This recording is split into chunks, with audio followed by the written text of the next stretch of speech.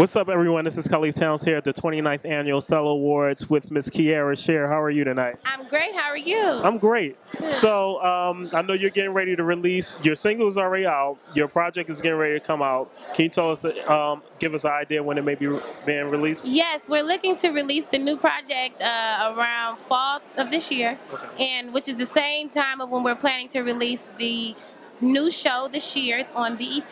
And I'm really excited. The new record, you'll see the journey on the show, The Shears, of me recording my new project. I've done work with my brother, Kierra Sheard. You'll see me working with Diane Warren. You'll see me working with Babyface and Israel Houghton. So I'm really excited about all of what God has done for me. I'm so undeserving, and every time I talk about it, you probably could get tears out of me because I count it a blessing, and to see how so many people, such as yourself, have just supported me so much. I love y'all so much, and I really appreciate it. Great.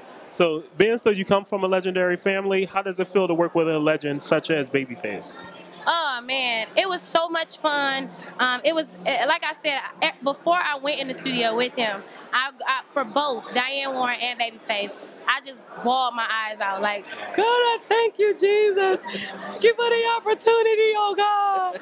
So I counted a blessing, and what really gets me is that I'm just a chunky little black girl who like to sing about Jesus. And she's made it to a studio with people who have worked with Whitney Houston, Toni Braxton, TLCs, and I mean, you could go on and on and on. And then Diane Warren, she sat in the studio. She didn't just put me in the studio and say, record the song, here you go. She took time out with me and she talked to me. She tried to, she's pushing me to become a vegetarian, which I'm on my way to. I took out pork and beef for this year. So I'm getting close to it, and I keep going back and forth with just eating fish, but we'll talk about that later. So it was a really inspiring experience too, because the great thing about it is sometimes you can come to these events and you'll be like, oh, y'all real grand. But you got people like Diane Warren who done recorded with Celine Dion, Whitney Houston, I mean, probably Ozzy Osbourne. You know, it's the $1 million records. And she was just so humble. She was just so humble and cool. She had a little cat. It was just an amazing experience. So it taught me to be humble and to never forget where you come from. So it was a blessing. So the project that you're getting ready to release, what can we expect new, not so much new, but different in terms of growth with the project? Well, since I haven't been working much, I've learned that our generation is something we look for that we're getting from the other genres of music, and that's why we keep going back to hip-hop, R&B, pop. It's something that they have to offer, whether it's just their fashion sense, their music, or the creativity with their music, or how they're conveying what they have to say and what they've been through, and I can relate to it.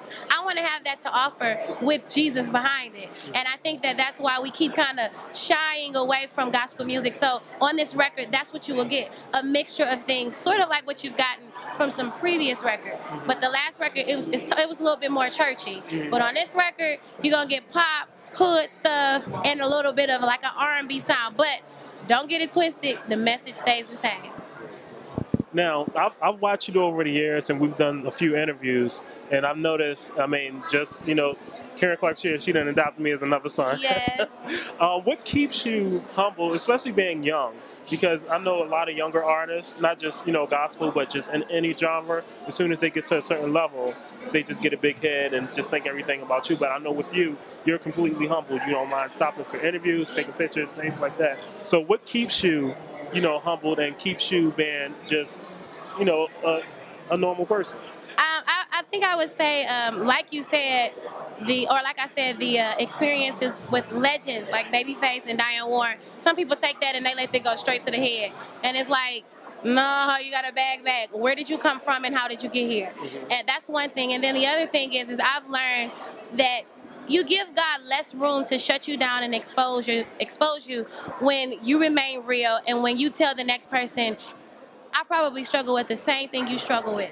This thorn that you probably have in your flesh is the same thorn I have in my flesh. And that's what keeps me before God.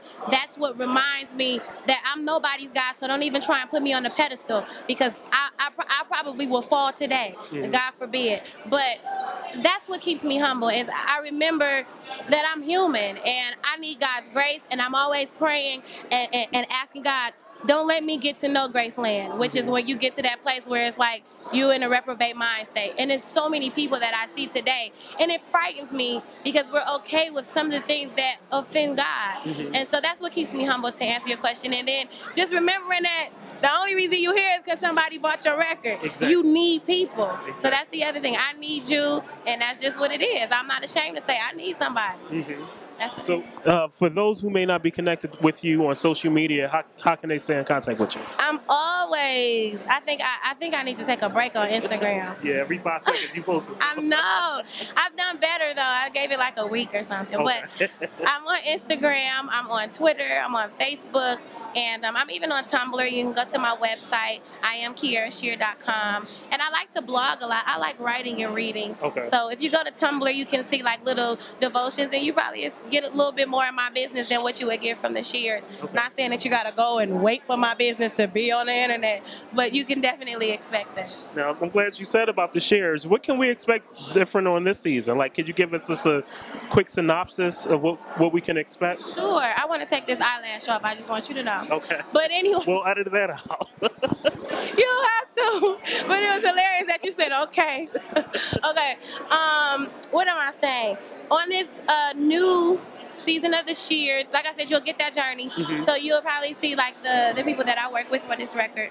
And you'll get a little bit more of my dating life. You'll see me talking to Welton again, which is my homie. We're not getting married, but he's my homie. And it ain't no beef there where I'm trying to beat him upside the head with a bottle or nothing. It's none of that. We've both moved on with our lives, but we still call each other about ministry advice. And he's like family. That ain't going nowhere. So you'll see that on the show as well. Okay, great. And that starts when? The fall of this year, 2014. Okay. We don't have a date yet. Okay, cool. Well, you guys heard it directly from Kierra Sheard. Make sure you go get her project when it comes out, as well as support the Sheards when it airs on BET in the fall.